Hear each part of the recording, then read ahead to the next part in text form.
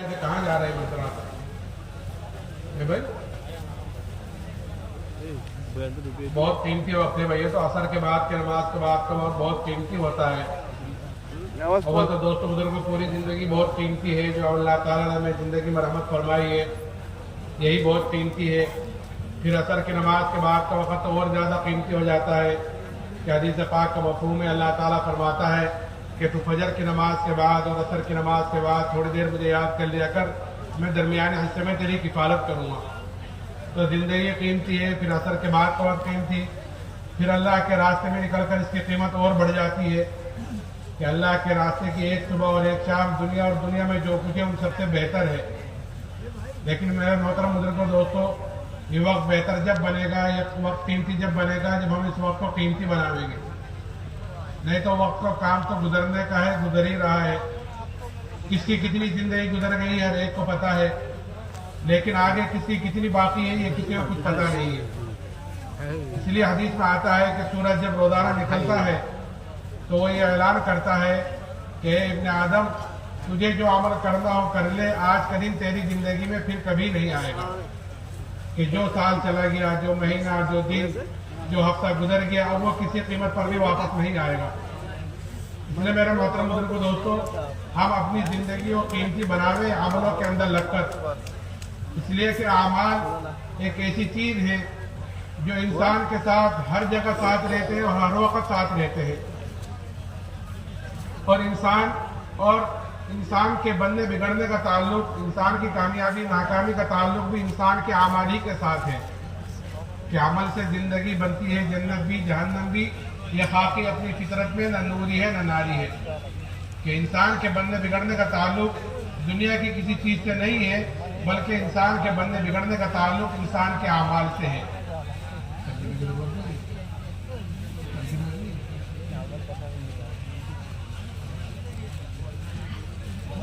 اعمال کہلاتے ہیں کہ انسان 24 گھنٹے جو کام کرتا ہے صبح سے شام تک، جو انسان کام کرتا ہے کہ سونا ہے، جاگنا ہے، کھانا پینا ہے، کمانا ہے، خرچ کرنا ہے، شادی بیاہ ہے، جو بھی کام کرتا ہے یہ انسان کے اعمال کہلاتے ہیں جو انسان کے بدن سے نکلتے ہیں۔ یہی سارے کام غیر مسلم بھی کرتے ہیں، جو اللہ کو نہیں مانتے وہ بھی یہی سارے کام کرتے ہیں، کھانا، کمانا، خرچ کرنا، شادی بیاہ، یہ سارے کام غیر بھی کرتے ہیں اور یہ سارے کام مسلمان بھی کرتا ہے۔ فرق اتنا ہے ان میں اور ہم میں کہ ہمیں ان تمام کاموں کے کرنے کا طریقہ بتلایا گیا ہے۔ لقد کان لکم فی رسول اللہ اسوۃ حسنہ، کہ تمہارے لیے زندگی گزارنے کا بہترین نمونہ کہ وہ تمہارے پیارے نبی کی زندگی ہے، کہ کل قیامت کے دن اللہ تعالیٰ ہر ایک کو اس نمونے کے مطابق دیکھیں گے، جس کی جتنی زندگی نبی کے طریقے کے مطابق ہوگی، اللہ کیا اس کی قدر و قیمت ہوگی، اللہ کیا اس کی حیثیت ہوگی، اور جس کی جتنی زندگی نبی کے طریقے سے دور ہوگی باعتبار اعمال کے، کہ اتنا ہی اللہ کیا بے قیمت ہوگا، اتنا ہی اللہ کیا بے حیثیت ہوگا۔ اس لیے میرے محترم بزرگوں دوستوں، ہمیں سب سے پہلے یہ فکر کرنی ہے کہ میرے بدن سے نکلنے والے اعمال کیسے ہیں، آیا اس طریقے پر میں کر رہا ہوں جس طریقے پر جناب رسول اللہ صلی اللہ علیہ وسلم نے فرما کر گئے ہیں اور بتلا کر گئے ہیں، یا اس طریقے پر میں اپنی زندگی گزار رہا ہوں جو غیروں کا ہے اور جو غلط طریقہ ہے، کہ ہم اس کو ہر وقت سوچیں کہ میرے بدن سے نکلنے والے اعمال کیسے ہیں۔ اس لیے ہم 24 گھنٹے اپنے عملوں کی طرف سے فکر مند رہے۔ اور میرے محترم بزرگوں دوستوں، اعمال کا دار و مدار سارا کا سارا وہ انسان کے یقین کے ساتھ ہے۔ اعمال کا دار و مدار انسان کے یقین کے ساتھ ہے، کہ جیسا اس کے اندر کا یقین ہوگا کہ بدن سے نکلنے والے اعمال اس کے اعتبار سے ہوں گے۔ اگر ہمارا اندر کا یقین جناب رسول اللہ صلی اللہ علیہ وسلم کے طریقے میں کامیابی کا ہوا تو پھر بدن سے نکلنے والے اعمال اس کے اعتبار سے ہوں گے، اور اگر خدا نخواستہ ہمارا اندر کا یقین غیروں کے یقین کے مطابق ہوا اور غیروں کے طریقے میں کامیابی کا ہوا تو پھر بدن سے نکلنے والے اعمال اس کے اعتبار سے ہوں گے۔ اس لیے ہمیں بنیادی طور پر سب سے پہلے اپنے اندر کے یقین کو بنانا۔ بھائی میری بات سمجھ میں آ رہی ہے؟ جی، اردو سمجھ جاتے ہیں آپ؟ اس لیے ہمیں بنیادی طور پر سب سے پہلے اپنے اندر کے یقین کو بنانا ہے. اندر کا یقین یعنی ایمان، کیونکہ ایمان ہی وہ طاقت ہے جو انسان کو اعمال صالحہ پر لے جاتی ہے. ایمانی وہ طاقت ہے جو انسان کو جناب رسول اللہ صلی اللہ علیہ وسلم کے طریقے پر لے جاتی ہے. اس لیے کہ آدمی جو چلتا ہے عمل کے اعتبار سے وہ اندر کی طاقت سے چلتا ہے. جیسے اس کے اندر کا بنا ہوا ہوگا کہ بدن سے نکلنے والے اعمال ویسے ہوں گے. ایک آدمی ہے، نہ میں جانتا ہوں اس کو نہ آپ جانتے ہیں، لیکن اس کے عمل سے پتہ چلتا ہے کہ یہ آدمی وکیل ہے، یہ آدمی ڈاکٹر ہے، یہ آدمی انجینئر ہے. اور کیونکہ اس نے محنت کر کے اپنے اندر کہ ڈاکٹری کا اور وکالت کا اور انجینئر کا یقین بنایا ہے اور اس کو پڑھا ہے، اس پر محنت کی ہے، اس لیے بدن سے نکلنے والے اعمال بھی اس کے اعتبار سے ہوتے ہیں. اس لیے میرے محترم بزرگوں دوستو، ہمیں سب سے پہلے اپنے ایمان کو بنانا ہے. یہ ایمان، یہ اللہ نے ہمیں سب سے بڑی نعمت برآمد فرمائی ہے. ایمان کی دولت یہ سب سے بڑی نعمت ہے. انعامات تو اللہ تعالیٰ کے بے شمار ہیں. کہ قرآن میں کہتا ہے کہ وَإِن تَعُدُّوا نِعْمَتَ اللَّهِ لَا تُحْصُوهَا، کہ اللہ تعالیٰ کے انعامات اتنے ہیں کہ اگر ہم اللہ تعالیٰ کی نعمتوں کو گننا چاہیں، شمار کرنا چاہیں، تو ہم اللہ کی نعمتوں کو گن نہیں سکتے، شمار نہیں کر سکتے. اتنے انعامات اللہ تعالیٰ کے ہمارے اوپر، قدم قدم پر، سانس سانس پر اللہ تعالیٰ کی نعمتیں بارش کی طرح ہمارے اوپر اتر رہی ہیں. اور ایسی ایسی نعمتیں ہیں کہ اللہ کی ایک نعمت بڑی نعمت ہوتی ہے، لیکن ہمارا دھیان ادھر نہیں جاتا کہ یہ بھی اللہ کی نعمت ہے، تو کوئی نعمت ہو سکتی ہے. اس لیے کہ ہر چیز کی قدر و قیمت آدمی کو اس وقت محسوس ہوتی ہے، اس وقت پتہ چلتی ہے جب وہ چیز ہاتھ سے نکل جاتی ہے. جب تک کوئی چیز آدمی کے ہاتھ میں ہوتی ہے اس کی قدر و قیمت کا اندازہ نہیں ہوتا. مثال کے طور پر اللہ نے ہمیں آنکھیں دے رکھی ہیں، 2 آنکھیں. کوئی آدمی آنکھوں سے معذور ہو جائے تو پتہ چلے آنکھ کتنی بڑی نعمت. ہاتھ و پیروں سے معذور ہو جائے تو پتہ چلے ہاتھ پیر کتنی بڑی نعمت. اس لیے جناب رسول اللہ صلی اللہ علیہ وسلم نے فرمایا کہ 5 چیزوں کی قدر کر لو، 5 چیزوں کی قدر کرو. 5 چیزوں سے پہلے کہ وہ چلی گئی اب واپس نہیں آتی ہوں. ایک فرمایا کہ جوانی کی قدر کرو بڑھاپے سے پہلے. کہ جوانی کی عبادت اللہ کیا مقبول ہے کہ جس کی جوانی چلی گئی اب وہ واپس نہیں آنے والی ہے. کیوں؟ اس لیے کہ اس میں اعضاء بھی کمی ہوتے ہیں، آدمی کے اندر خواہشوں کا بھی زور ہوتا ہے. ایسا آدمی اپنی جوانی اللہ کی عبادت میں، اس کے دین کو پھیلانے میں، اس کے دین پر چلتا ہے تو پھر ایسی جوانی کی عبادت اللہ کیا مقبول ہے. وہ 7 آدمی جو کل عرش کے سائے کے نیچے ہوں گے ان میں ایک وہ جوان بھی ہوگا جو جوانی میں اللہ کی عبادت کرتا ہوگا. تو جوانی کی قدر بڑھاپے سے پہلے. وہ فرمایا کہ مالداری کی قدر کر لو تنگ دستی سے پہلے. اللہ نے مال دیا ہے کہ بیواؤں پر، یتیموں پر، خیرات کے کاموں پر، صحیح جگہ پر، مدارس میں کہ ان کو مال کو خرچ کرو تاکہ کل کو اللہ کے یہاں اس کا بدلہ مل سکے. فرمایا کہ مالداری کی قدر کرو تنگ دستی سے پہلے. کہ حالات آ گئے کاروبار پر، حالات آ گئے دنیا پر کہ جیسے اچھا کاروبار چل رہا تھا وہ نیچے آ گیا. سب جگہ ہوا ہے ایسا کہ پہلے تو نوٹ بندی ہوئی ہے، اس میں آدمی متاثر ہوا. اس کے بعد لاک ڈاؤن چل گیا، اس سے آدمی متاثر ہوا کہ اچھے کاروباری جو تھے وہ نیچے آ گئے کہ حالات آئے تو فرمایا کہ مالداری کی قدر کرو تنگ دستی سے پہلے. اور خالی اوقات کی قدر کرو مشغولی سے پہلے. خالی اوقات کی قدر کیا ہے؟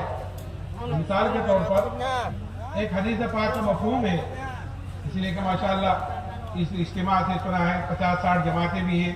اللہ تعالیٰ ان کے نکلنے کو آسان فرماوے اور نکلنے کو قبول فرماوے اور ان کی اور ہم سب کی پوری امت کی ہدایت کا ذریعہ فرماوے. کہ ایک حدیث پاک میں کا مفہوم ہے کہ جو آدمی 40 دن اخلاص کے ساتھ ایسی طرح نماز پڑھتا ہے کہ اس کی تکبیر اولا فوت نہیں ہوتی، اس طرح 40 دن تک پڑھتا ہے کہ جب امام نے اللہ اکبر کہا تو اسی وقت یہ بھی نماز میں شریک ہو گیا. کہ 40 دن اخلاص کے ساتھ ایسی طرح نماز پڑھے کہ اس کی تکبیر اولا فوت نہ ہو تو اس کو اللہ کی طرف سے 2 بڑے پروانے ملتے ہیں. ایک پروانہ جہنم سے چھٹکارے کا اور دوسرا نفاق سے بری ہونے کا. یہ 2 بڑے پروانے، ایک جہنم سے چھٹکارا اور دوسرا نفاق سے بری ہونے کا. کل قیامت کے دن آخرت میں 2 ہی چیزیں ہوں گی، یا تو آدمی جنت میں جائے گا یا جہنم میں جائے گا. تو جہنم سے چھٹکارا ہو گیا تو جنت ہے اور نفاق سے برات ہے. یہ دو چیزیں، یہ دو نعمتیں، یہ دو چیزیں اس آدمی کو مل رہی ہیں جو اخلاص کے ساتھ ایسی طرح نماز پڑھے کہ تکبیر اولا فوت نہ ہو۔ اب اس حدیث پر عمل کرنے کا اللہ کے راستے میں نکل کر بہترین وقت ہوتا ہے۔ وہاں نہ گھر ہے، نہ کاروبار ہے، نہ دوست احباب ہے، نہ کسی کی خوشی میں جانا، نہ کسی کی غمی میں جانا، کوئی کام نہیں ہے، ہر وقت مسجد ہی میں رہنا ہے، کوئی کام نہیں ہے۔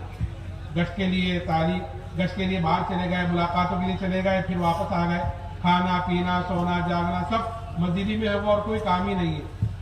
تو اس حدیث پر عمل کرنے کا کہ اللہ کے راستے میں نکل کر بہترین وقت ہوتا ہے۔ خالی اوقات میں نے بتلایا مثال کے طور پر کہ ہم نے اپنے وقت کو فارغ کیا ہے، کوئی کام نہیں ہے۔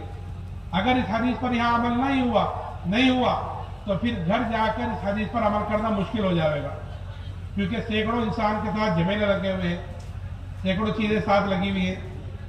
ایک آدمی نے 38 دن تک تکبیر اولا کے ساتھ نماز پڑھی، 39ویں دن ایک رکعت نکل گئی تکبیر اولا سے، کہ ایک رکعت نکل گئی تو اس فضیلت سے تو محروم ہو گیا۔ اب چاہے کسی وجہ سے نکلی ہو تو اس فضیلت سے محروم ہو گیا۔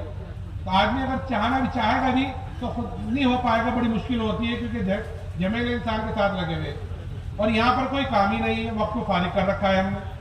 تو یہ میں نے بتلایا ہے کہ خالی اوقات کی قدر، کہ یہاں پر اس حدیث پر عمل ہو سکتا تھا کہ وہاں پر قدر نہیں کی تو مشغولی میں جا کر اس حدیث پر عمل کرنا مشکل ہو جائے گا۔ تو خالی اوقات کی قدر کرو مشغولی سے پہلے۔ اور یہ فرمایا کہ صحت کی قدر کر لو بیماری سے پہلے۔ صحت یہ بھی اللہ نے بڑی نعمت دے رکھی ہے، آج لوگ اس کے طرف سے بھی غفلت میں پڑے ہوئے ہیں، صحت کی طرف سے۔ حالانکہ حضرت علی رضی اللہ تعالیٰ عنہ فرماتے تھے کہ دو چیزوں میں تاخیر نہیں ہوتی، وہ اچانک آ جاتی ہے۔ ایک تو بیماری، کہ اچھا خاصا بیٹھا ہوا تھا، فالج کا اثر ہو گیا، اچھا خاصا بیٹھا ہوا تھا، شوگر کا مرض ہو گیا، بلڈ پریشر بڑھ گیا، پتہ نہیں کیا کیا چیزیں چل گئی۔ اللہ میری اور آپ کی حفاظت فرمائے۔ اسی لیے حدیث میں آتا ہے کہ ہر وقت اللہ سے عافیت کو مانگا کرو۔ ایمان کے بعد جو سب سے بڑی چیز ہے وہ عافیت ہے، کہ ہر وقت اللہ سے عافیت کو مانگا کرو۔ اور حضور صلی اللہ علیہ وسلم نے تو پیدائش سے لے کر موت تک ہر موقع کی دعا بتلائی ہے، ہر چیز کا طریقہ بھی بتلایا ہے اور ہر وقت کی دعا بھی بتلائی ہے۔ تو اس میں عافیت کی دعا بھی ہے، اللہم عافینی فی بدنی، اللہم عافینی فی سمعی، اللہم عافینی فی بصری، لا الہ الا انت۔ صبح اور شام 3 مرتبہ اس کو پڑھنے کا اہتمام کریں، انشاءاللہ کریں گے انشاءاللہ۔ تو کہتے تھے کہ ایک تو صحت، ایک تو بیماری کہ وہ اچانک آ جاتی ہے، اور دوسرے فقیری، آدمی اچھا خاصا مالدار تھا، اچھا خاصا پیسہ والا تھا، اچھا خاصا کاروبار تھا، کہ کاروبار پر حالات آ گئے، اچھی خاصی کھیتیاں لہرا رہی تھی کہ بارش ہو گئی، کہ آگ لگ گئی، کہ کیڑا لگ گیا، کہ کھڑی کھیتیاں ایک دم ختم ہو گئی۔ تو یہ فرماتے ہیں کہ دو چیزوں میں تاخیر نہیں ہوتی، ایک بیماری میں، دوسرے فقیری میں۔ میں نے عرض کیا کہ صحت کی قدر کہ بیماری سے پہلے، اور زندگی کی قدر کرو موت سے پہلے۔ یہ 5 چیزیں اگر ہم غور کریں تو ان 5 چیزوں میں پوری زندگی کا مجموعہ آ گیا۔ تو میں عرض کر رہا تھا کہ انعامات اللہ تعالیٰ کے بے شمار ہیں، لیکن ان تمام نعمتوں میں سب سے بڑی نعمت جو اللہ نے مجھے اور آپ کو مرحمت فرمائی ہے وہ ایمان کی دولت ہے۔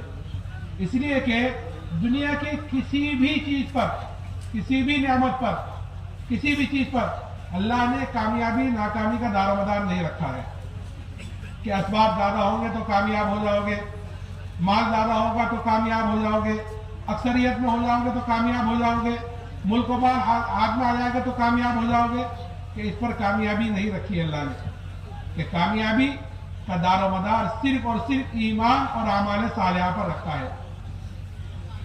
ایمان کے بغیر تو کوئی عمل قابل قبول ہے ہی نہیں اللہ کے ہاں۔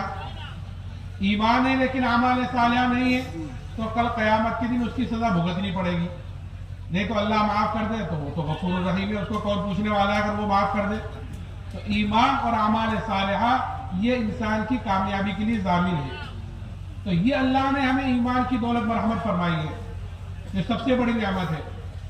اگر ہم ساری زندگی بھی سجدے میں سر رکھ کر اس نعمت کا ہم شکر ادا کرنا چاہیں کہ اللہ نے مجھے نعمت مرحمت فرمائی، تو خدا کی قسم ہم اس نعمت کا شکر ادا نہیں کر سکتے کہ اللہ نے ایمان کی دولت ہمیں بغیر محنت کے، بغیر مجاہدے کے، بغیر قربانی کے دیے۔ اس لیے کہ آدمی اگر ایمان کے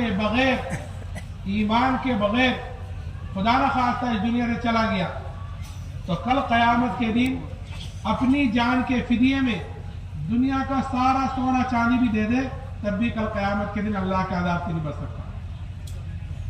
اللہ تعالیٰ ہمیں اپنے اس ایمان کی قدر کرنے کی توفیق نصیب فرمائے۔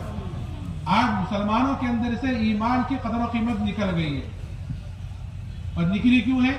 کیونکہ جو چیز انسان کو بغیر محنت کے، بغیر مجاہدے کے، بغیر قربانیوں کے جو چیز آدمی کو ملتی ہے نا، آدمی کے اندر اس کی قدر و قیمت کم ہوتی ہے بنسبت اس کے جو چیز آدمی محنت کر کر حاصل کرتا ہے، جس چیز پر آدمی کا جان مال وقت لگتا ہے، جس چیز کے لیے آدمی قربانی دیتا ہے، جس چیز کے لیے آدمی تکلیفیں برداشت کرتا ہے، جس چیز کے لیے آدمی محنت کرتا ہے، تو اس کی قدر و قیمت زیادہ ہوتی ہے۔ اور جو چیز آدمی کو بغیر اس کے مل جاتی ہے، جیسے وراثت میں کوئی چیز مل جائے تو اس کی قدر و قیمت کم ہوتی ہے۔ تو ایمان کیونکہ ہمیں بغیر محنت کے، بغیر مجاہدے کے، بغیر قربانیوں کے مل گیا، اس لیے ہمارے اندر اس ایمان کی قدر و قیمت کم ہے۔ اس لیے جناب رسول اللہ صلی اللہ علیہ وسلم نے ایمان کی اور ایمان والے کی قدر و قیمت بتلائی ہے، تاکہ ہم جہاں ہوں، جس حالت میں ہوں، ہر وقت اپنے ایمان کی طرف سے فکر مند ہو۔ آج ہر چیز کی قدر و قیمت مسلمان کو پتہ ہے، اگر نہیں پتہ ہے تو اپنی قدر و قیمت کا پتہ نہیں ہے۔ حالانکہ اس ساری چیزوں کا وجود اور اس ساری چیزوں کا بقا وہ ایک مسلمان کی وجہ سے ہے۔ پوری دنیا جو اس وقت قائم ہے اور جب تک قائم رہے گی کہ وہ ایک مسلمان کی وجہ سے قائم رہے گی، کہ جب مسلمان اس دنیا میں نہیں رہے گا، ایمان والا اس دنیا میں نہیں رہے گا، کہ یہ پوری دنیا اس کو اللہ تعالیٰ ختم کر دے گا۔ اس کا وجود کہ مسلمان کی وجہ سے، اس کے ایمان کی وجہ سے، یہ قدر ہے، یہ ہمارے اندر ایمان کی دولت ہے اتنی بڑی کہ اس پوری دنیا کا وجود اور اس کا بقا کہ ہماری وجہ سے ہے۔ حدیث میں آتا ہے کہ جب تک ایک بھی اللہ اللہ کہنے والا، اللہ کا ذکر کرنے والا، تو اللہ کا ذکر تو مسلمان ہی کرتا ہے، کہ اللہ اللہ کہنے والا نہیں ہوگا، کہ جب اللہ تعالیٰ ہوگا، اللہ تعالیٰ اس دنیا کو باقی رکھے گا۔ اور جب ایک بھی اللہ اللہ کہنے والا نہیں ہوگا، ایمان والا نہیں ہوگا، پھر چاہے دنیا انسانوں سے بھری ہوئی ہو، اللہ تعالیٰ اس دنیا کو ختم کرے گا۔ اس کا وجود ہی ایمان والے کی وجہ سے ہے۔ یہ قدر ہے میری اور آپ کی اللہ کے ہاں۔ اور قیمت کیا ہے کہ اگر رائے کے دانے کے برابر، رائے کا دانہ کتنا بڑا ہر آدمی جانتا ہے، رائے کے دانے کے برابر بھی اگر ایمان کو بچا کر لے جاتا ہے تو اللہ تعالیٰ اس دنیا سے 10 گنی بڑی جنت دے گا۔ یہ قیمت بتلائی کس نے؟ یہ قیمت بتلائی نبی نے، تاکہ ہم اپنے اندر کے سرمایہ کو محفوظ رکھیں، ہم اندر کی فکر کریں، ہم اپنے ایمان کی فکر کریں، ہم اپنے ایمان کی محنت، ہم اپنے ایمان پر محنت کریں اور محنت کر کر اس کو ایمان کو بناویں۔ ہر چیز محنت سے بنتی ہے، ہر آدمی جانتا ہے ہر چیز محنت سے بنتی ہے، کہ بغیر محنت کے آدمی کو کچھ حاصل نہیں ہوتا، کہ یہ ایمان بھی محنت سے بنے گا۔ صحابہ کہتے ہیں کہ تعلمنا الایمان ثم تعلمنا القرآن، کہ پہلے ہم نے ایمان کو سیکھا ہے، ایمان پر محنت کی ہے، ایمان کو بنایا ہے، ثم تعلمنا القرآن، پھر ہم نے قرآن کو سیکھا۔ قرآن یعنی شریعت، دین، کہ جب ایمان بن گیا، ایمان جب بن گیا، اندر کا یقین بن گیا، تو پھر دین پر چلنا آسان ہو گیا۔ اگر اندر بنا ہوا نہیں ہوگا تو پھر دین پر چلنا مشکل ہوگا، قدم قدم پر آدمی کو رکاوٹیں نظر آئیں گی۔ اگر آدمی کے اندر کا یقین بنا ہوا ہوگا تو پھر آدمی جب چلے گا اور دین پر چلے گا، اور دین پر چلنے پر خواہش آئے گی، تو ایک طرف خواہش آئی اور ایک طرف حکم آیا، تو اگر اس کا یقین بنا ہوا ہوگا تو آدمی اپنے حکم کو پورا کرے گا اور خواہش کو قربان کر دے گا، جیسے صحابہ نے کیا۔ ایک مرتبہ صحابہ اکرام رضی اللہ عنہ اجمعین کے گھر میں شراب پی جا رہی تھی۔ اس وقت شراب حلال تھی، اللہ کی طرف سے حرمت کا حکم نہیں آیا تھا، تو شراب پی جا رہی تھی۔ تو ایک باہر صحابی نے اور زور دے کر کہا آواز سے کہ بھئی شراب حرام کر دی گئی ہے، شراب حرام کر دی گئی ہے۔ وہاں تو شراب چل رہی تھی۔ اب شراب کیسی چیز ہے، جو شراب کے دلداداؤں سے پوچھو کہ ہر نشے والی چیز بڑی مشکل سے چھوٹتی ہے، ہر نشے والی چیز مشکل سے چھوٹتی ہے۔ تو شراب چل رہی تھی کہ جب کانوں میں آواز آئی کہ شراب حرام ہو گئی، تو اب ایک طرف حکم آ گیا اور ایک طرف خواہش ہے کہ جی چاہ رہا ہے شراب پینے کو، لیکن یہ آتا ہے کتابوں میں کہ جتنی شرابیں مٹکی میں بھری ہوئی تھی سارے کے سارے مٹکے اٹھا کر پھوڑ دیے کہ حکم آ گیا۔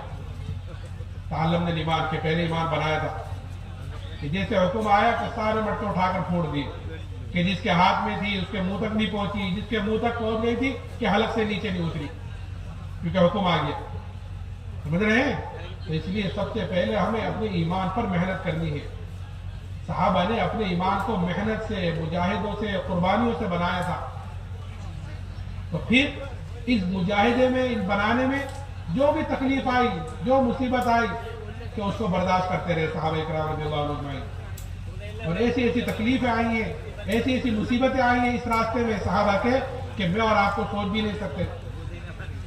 ایک صحابی حضرت خباب رضی اللہ تعالی عنہ، ان سے ایک مرتبہ حضرت عمر نے پوچھا کہ اے خباب، ان تکالیف کی تفصیل بتلاؤ جو ایمان کی وجہ سے تم پر آئی ہیں، جو حالات، جو مصیبتیں ایمان کی وجہ سے تم پر آئی ہیں، ان کی تفصیل بتلاؤ۔ تو حضرت خباب نے کہا امیر المومنین آپ ذرا میری کمر دیکھیں۔ جب کمر دیکھی تو حضرت عمر نے کہا کہ اے خباب، ایسی کمر تو کسی کی نہیں دیکھی جیسی تمہاری ہے۔ تو حضرت خباب نے کہا امیر المومنین مجھے تو آگ کے انگاروں پر لٹایا جاتا تھا، آگ کے انگاروں پر، اور میری چربی اتنی نکلتی تھی کہ اس کی وجہ سے وہ آگ بجھ جاتی تھی، اتنی چربی نکلتی تھی، اتنا خون نکلتا تھا۔